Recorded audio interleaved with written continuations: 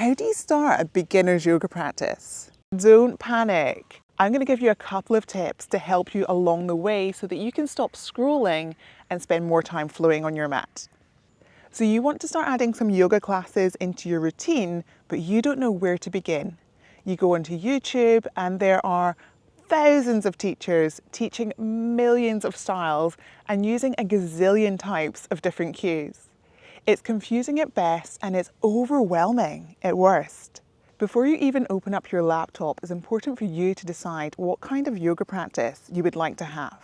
What are you looking for? Is it a beginner's yoga class? Is it how to do a certain pose? Or are you looking for something a little bit more?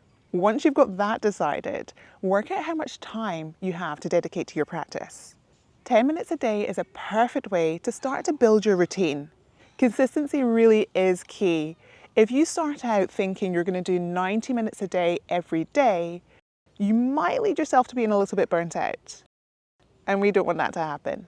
Having shorter classes like 10 minutes a day every day or every other day is a brilliant way to create consistency.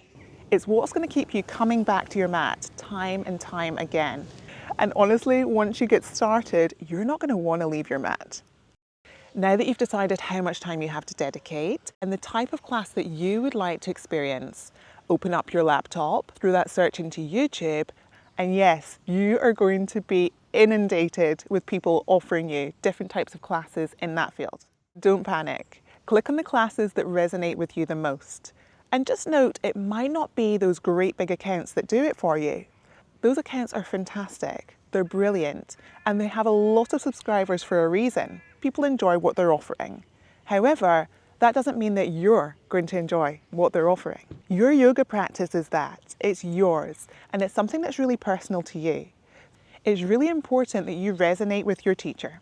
So if you click on a video and maybe you don't take to that person's teaching style, maybe they're doing something a little bit different to what you want to do, then that's okay. Spend a couple of seconds clicking onto the videos that look like they might be a good fit. Does their style resonate with you? Can you see yourself going back to their class time and time again? Because that's going to be what helps you build your practice, especially in the early days when you're trying to build up consistency. Yes, I know I have said that. I'll say it again. And if you do come by a teacher who you think is absolutely fantastic and who hasn't got all those big views, throw their name in the comments below and start to share them with the yoga community.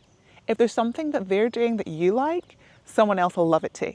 You found the teacher, you know what style of yoga you want to do, and you know how much time you've got to dedicate. So you're ready to go, right? Another tip for you is to check out that teacher's playlists. Do they have a series on there that's going to help you build your routine? Perhaps they do a 7 days introduction to yoga, a beginner's guide to yoga, a returner's guide to yoga, or some teachers will help you to work on a pose over a period of classes. These can all be really helpful tools to get you coming back to your mat day after day and to help you start to understand what works for you and what works for your practice. So now there's nothing left for you to do except to roll out your yoga mat and to enjoy the practice. Have a great day. Take care.